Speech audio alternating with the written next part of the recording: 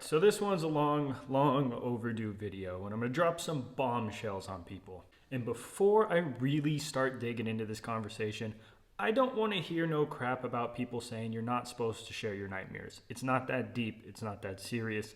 Don't do what I do. Obviously, I'm not a role model Muslim. Now that that's out of the way, nightmares are a common thing. Everybody deals with them. Everybody's always had them. I used to have nightmares of little people with Tommy guns. It was terrifying. Now, there's a big difference between a nightmare and some jinn that's messing with us. There's a big difference between just something in our mind, our fears manifested into this dream experience, and the shaitan messing with us and us being actually attacked. We have to decipher and determine the difference between whether it's jinn or whether it's just a dream. And the reason why I'm talking about this right now is ever since I opened up these consultation calls, this is a common thing that's happened with literally everybody I've spoken with. Everybody who has dealt with these jinn or has dealt with black magic and has dealt with demons attacking them, we've almost all had it in our dreams. We've almost all had experiences where they've attacked us in our dreams. Now, astral projection itself isn't haram, right? It's not forbidden. There's a big difference between astral projection and just working with something and giving worship to something outside of Allah.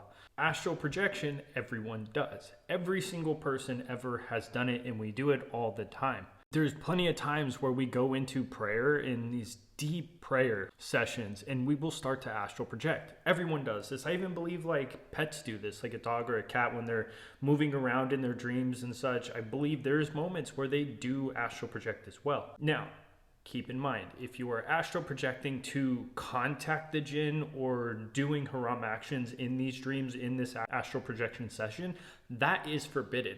That is also not allowed. Just because it's in a dreamlike state or just because you're not physically doing these things doesn't make it allowed at all. There's no exception to that. The things that are forbidden while we're waking are the same things that are forbidden while we are asleep. Now that we've got the baseline out of the way where everybody understands we're all in the same place, we got to dive into the different ways they attack us and different things they do while in our dreams, the different methods they use to try to lead us astray. Because they do it in our dreams. They do it in our sleep. Whenever we're in that state, we're connected to our subconscious at the deepest level. Astral projection is just the deepest form of meditation. So there's really 3 types of meditation states. The most common one is like whenever we go into prayer, where we're just sitting there calm, we clear our mind, we focus on Allah, we focus on the things we're geared towards in life. And then outside of that, there is a physical manifestation. A lot of people call it like runner's high. Whenever we do these physical activities, there's moments where our mind, our soul, our spirit, the consciousness of the spirit is disconnected from our body, right? So our body will be doing one thing and our mind will be doing something else. When I worked on a farm, this was like daily for me. Because the work I was doing was just not fun, it's agriculture, there was moments where we would have issues with some of the corn silos and one of the conveyor belts got clogged up and I'd have to pull a plate out and shovel 45,000 pounds of corn. And in those moments, I would just click my mind off, let my mind do something else, and my body would just shovel the corn out of the way, out of one area and just dump it straight into the next conveyor belt next to me. It was this autopilot session. That is meditation. That is a deep form of meditation and it works pretty well. I believe this is why a lot of athletes are very spiritual. They're very religious. A lot of athletes have a very strong connection to Allah. You know, of course, I mean the Muslim ones, but outside of that, I do think a lot of athletes do have a good connection with God. And it's because we go into this meditative states. Whenever you're doing like more cardio-based activities and you're doing them for hours at a time, that gives you a lot of time and a lot of space to be able to connect to something outside of yourself, meaning God. Now, the third one is the deepest one, and that is astral projection. It is the deepest form of meditation because not only are we in this state where we can visualize, we can smell, we can taste, all these little experiences can happen, but we are entirely disconnected from our body. It's not like a partial thing where we go into autopilot. It's not like a 2/3 thing whenever we're in prayer, just standard prayer. This is like we are immobilized. We are paralyzed. We don't feel our body. We're not aware of our body in these moments a lot of the time, unless you're dealing with something like sleep paralysis, which I'll get into that a little bit later and explain how to beat sleep paralysis. That's an important part. And a lot of the time where I try to tell people like astral projection is not forbidden, they like quote some hadith that's talking about astrology. That's a completely different thing. Like giving worship to like planets and stuff is not astral projection. I don't get why that's what they try to reference to argue with me about this, but astrology is not astral projection. It's like nowhere near similar. They're not connected in any way. I don't understand, but if you want to just take it off the table, don't do it. You know, do your normal prayer and then you can astral project without even admitting it to yourself. Now, next we're going to start to explain the different ways they tempt us, the different things they get us to do, the different methods of temptation they use to lead us astray, different haram actions, and the class of the jinn, what the jinn answers to. You'll understand in a minute. But before that, we need to understand like how to identify when this is jinn. Now, one is like if you're aware in your conscience inside a dream and you're aware that you're dreaming, there's a good chance it's astral projection, but there is some times where you are just dreaming. You are just lucid dreaming. There's a difference between lucid dreaming and astral projection. Lucid dreaming is still inside your mind. This is just a common dream, but you have more control. Astral projection is different. This is something spiritual. This is where we are outside of ourselves. We're not just inside of our mind. We now are able to almost communicate or see or interact with things that are outside of us, outside of the human experience. I guess it could be part of the human experience, but that's a whole different conversation that I'm not getting into right now. But I've been astral projecting since I was about 15 years old. Like before that, I had the experiences and was aware of them, but at 15, I went through a really traumatic event, losing my little brother, and I didn't want to be awake ever. And I started to almost become obsessed with this moment. Now, at that time, there wasn't available information on astral projection. Like, you know, this was some years ago. Like, I'm not in my early or mid-20s anymore. But I practiced every single night to be able to astral project. I didn't want to be awake. I was miserable in my real life. I was just tormented. I just didn't want to do anything or didn't want to have anything to do with the waking life.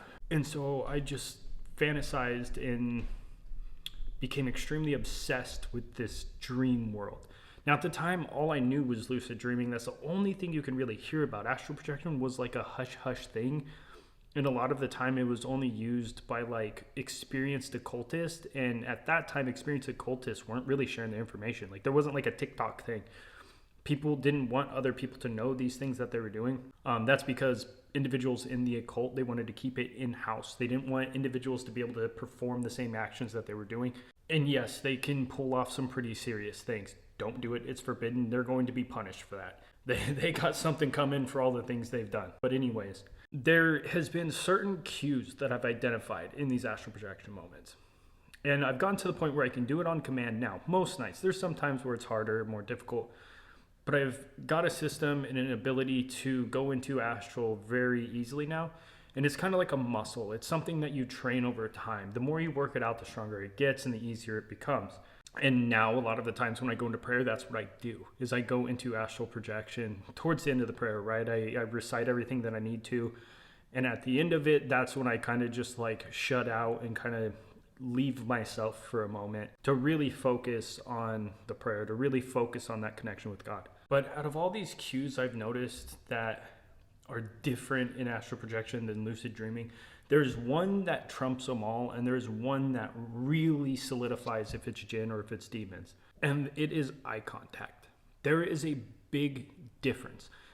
I've tried really hard in lucid dream moments, like extremely hard in moments when I'm lucid dreaming to see eyes. I've tested this so many times. I couldn't even begin to explain to you how hard I've tested this theory to really identify the difference. When I'm lucid dreaming and when I'm dreaming, now, to be fair, this is based off of my own personal experiences, so you can take it with a grain of salt. I don't care. Like, if you don't want to believe it, then please don't. I'm not forcing anybody to believe this information, but every single time I've lucid dreamt and it's just been inside my own mind, I can't see anybody's eyes. I've never been able to see the eyes of another individual or animal or literally anything. I can't make eye contact. It's just like blurred out box around their eyes. It's like fuzzy and black. But in astral projection, I could stare into somebody. I can lock eyes with them where we're seeing each other eye to eye. And when I realized this at first, it woke me up out of this. Like, it was pretty difficult to hold astral once I realized this information. Once I realized, like, oh, I'm speaking to something. This is not normal. Like,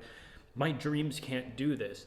And so a lot of the time I've realized through speaking to other people as well is whenever they do make eye contact in their dreams, they get woken up out of it. It shocks you. You're like, whoa. So you'll have this experience through your dream and you're having all these moments and you think you're just dreaming. It's just like a normal night. And then all of a sudden you make eye contact with the thing and then it just wakes you up, snaps you out of it. So eye contact is the main thing where I've determined, like, if I'm making eye contact with something, it's spiritual. That is no longer just a dream. That's no longer lucid dreaming. But there is a challenge sometimes because whenever you make eye contact and it snaps you awake, there is some moments where that just sends you into sleep paralysis instead, where you don't fully wake up and now you're stuck. Now you're mentally aware that you're sleeping, that you're just like stuck in your body, but you can't move. And so this segues into sleep paralysis, how to handle it, and the two methods you can use to get away from it. First of all, don't open your eyes. I'm telling you right now, don't open your eyes. If you experience sleep paralysis or if you ever have it, don't open your eyes up.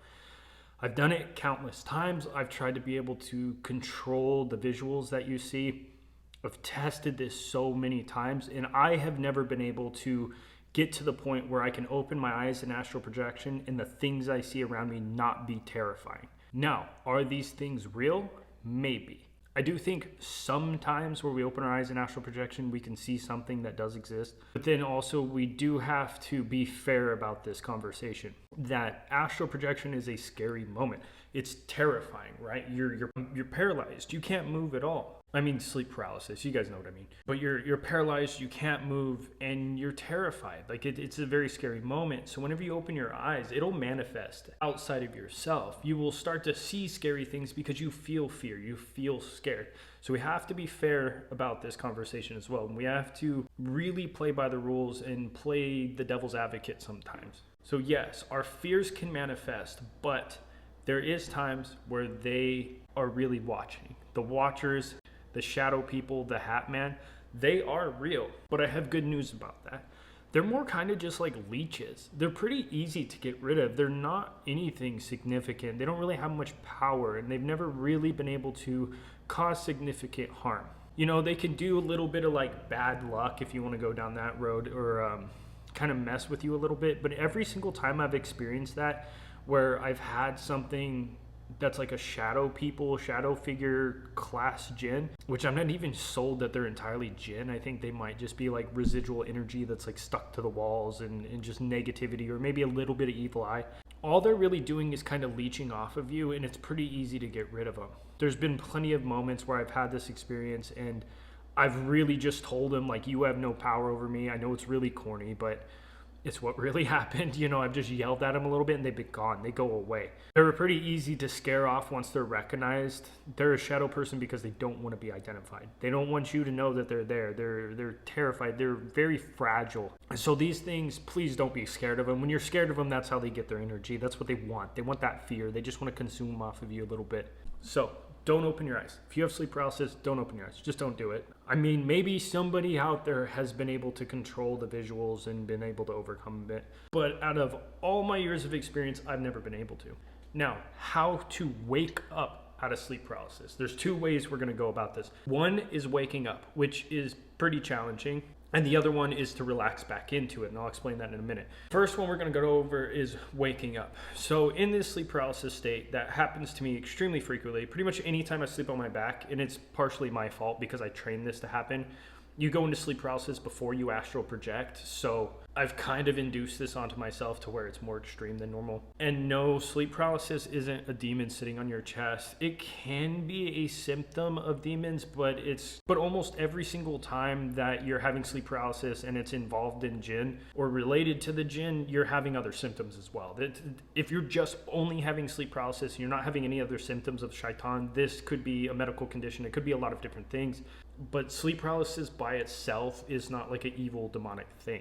But the one thing I've learned I've been able to control, no matter how paralyzed I am, is actually my breathing. Now, there is two ways to go about this. The first one is you play with your breathing, and your loved one or somebody who is nearby, you talk to them and make a deal with them and say, hey, if I start hyperventilating while I'm sleeping, if my breathing just gets sporadic, wake me up.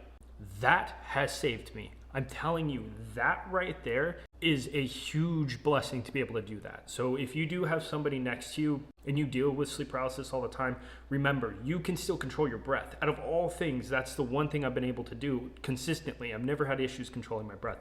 And if you have a loved one that's going to be sleeping in bed with you, please let them know, or if you're sleeping on the couch and your little brother is playing video games or something like that, you can play with your breathing. And then that's how you can communicate with them while you're paralyzed. This conversation I can go on to for hours because it extremely fascinates me how we can make communication. And I don't mean communication like speaking like I am now. I'm meaning like you can communicate, you can send a message, you can let the people know around you that you're in this sleep-like state and you are paralyzed. That is absolutely mind-boggling. And one day, eventually, I would love to find some kind of research lab that deals with these kind of things, and I would love to go in and do this and show this to them.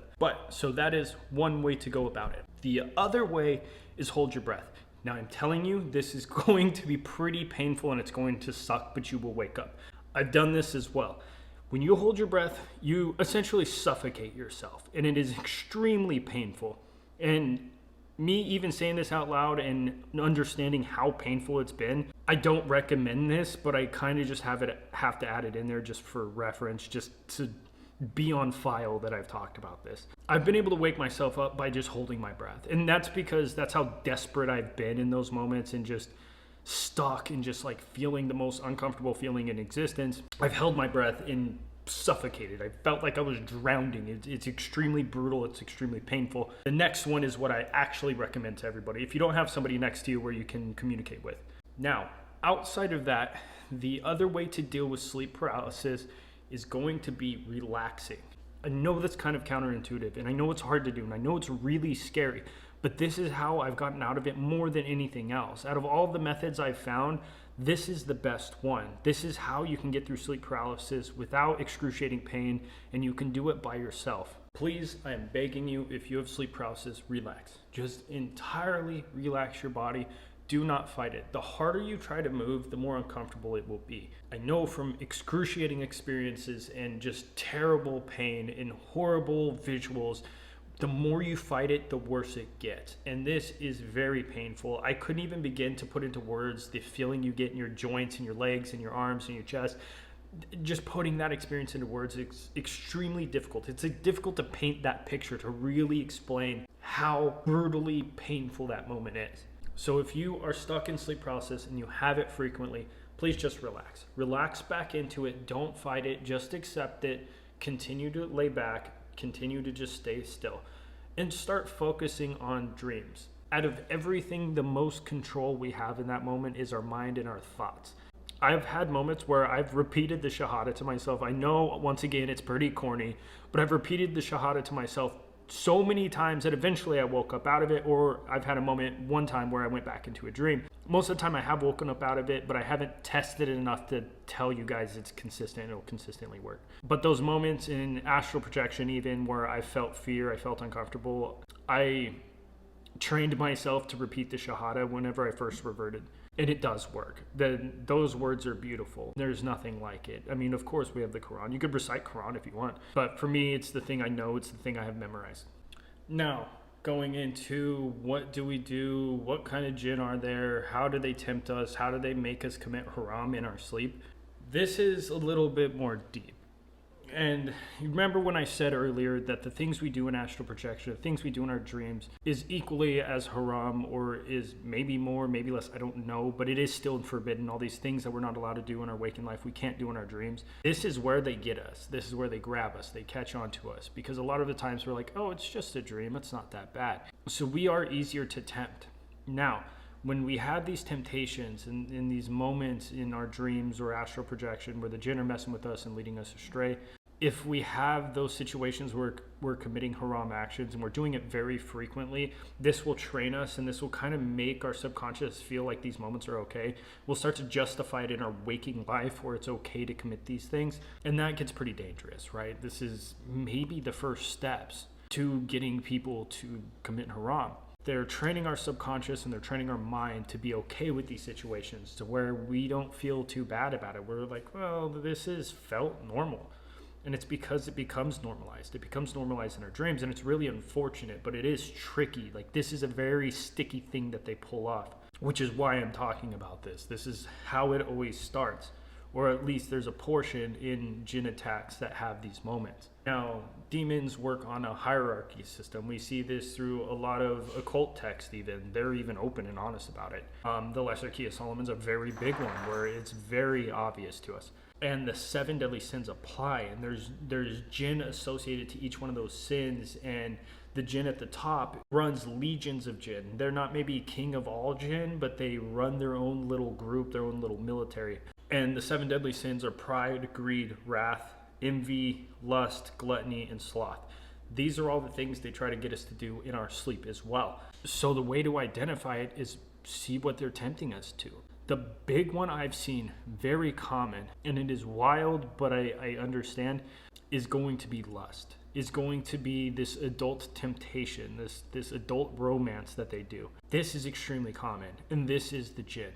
It even gets to the extent where people build relationships and have marriages in astral projection with the Jinn, and they don't even realize it. I don't know why this hasn't been more normalized or spoken about, or why people don't talk about this, but this is very common. Like, a lot of people have these moments where they're in their dreamlike state and they have this like relationship with this spirit. And maybe it's because people are just embarrassed to talk about it, like it's scary to talk about publicly, but it's common. I'm telling you, if you've experienced this, you're not alone. And they will tempt you. They will lead you astray with these things. You're not allowed to do it.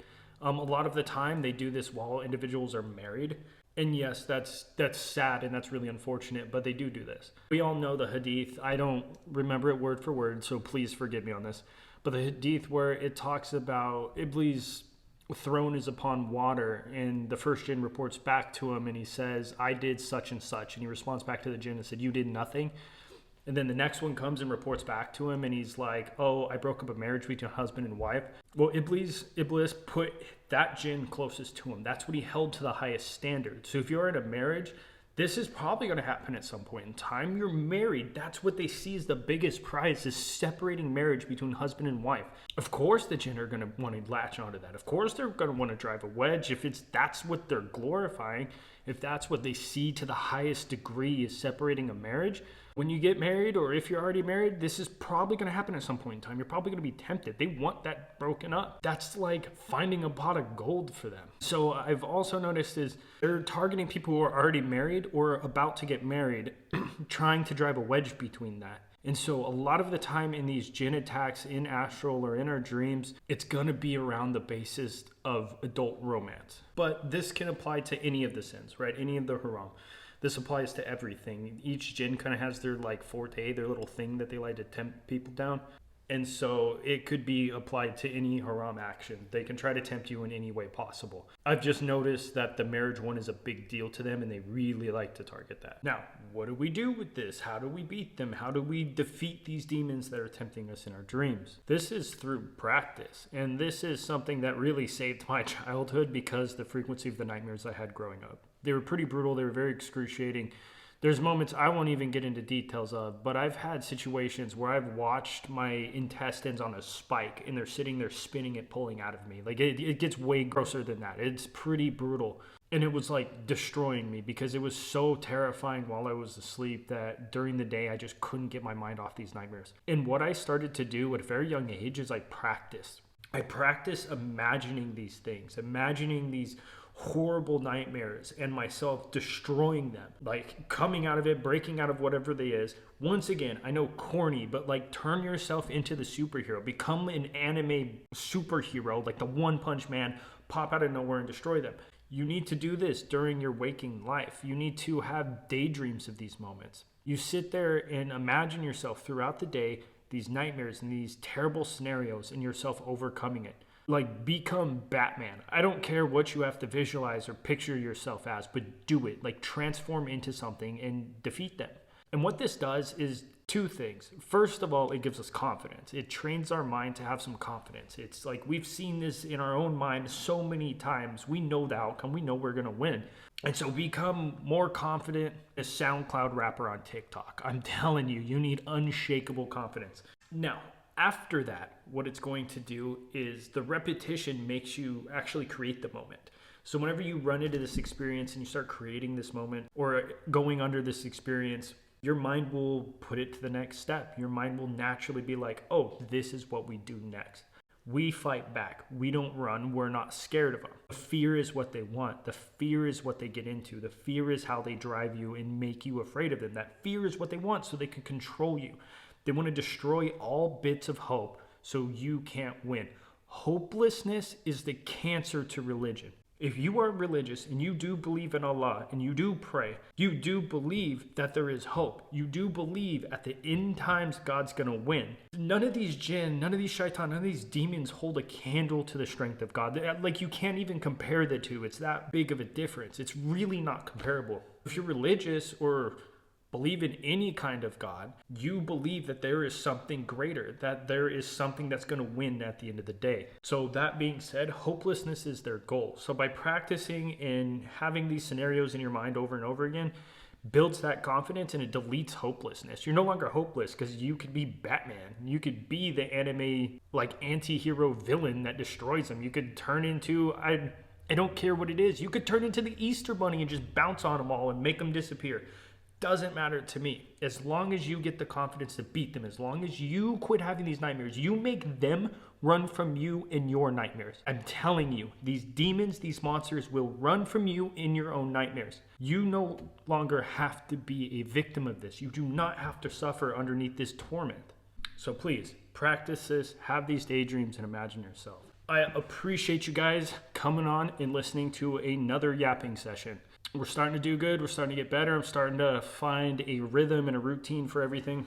Life's a little bit less crazy than normal, so it makes this more fun. I appreciate the support, guys. It's unbelievable. I never imagined everything would grow this quick. I never imagined to be at this point where I just can share experiences and actually help people. That's a wild thing. Even the self-doubt in me right now even like denies that, but I do appreciate it. It is a huge blessing to be into this position, and I'll always do my best to give the most accurate explanations to things, but keep in mind, I'm a human. I'm not perfect. I'm not Mufti Mank. Like, I get better by the day. You know, it's been about a year in, a little over a year, and every single day I learn more and I get better, and I understand the faith a little bit more. I remember some more verses in the Quran, but it's gonna take time. I can't just like poof overnight, just rewrite my entire life of experiences and these traits that I had. That being said, be more forgiving to yourself.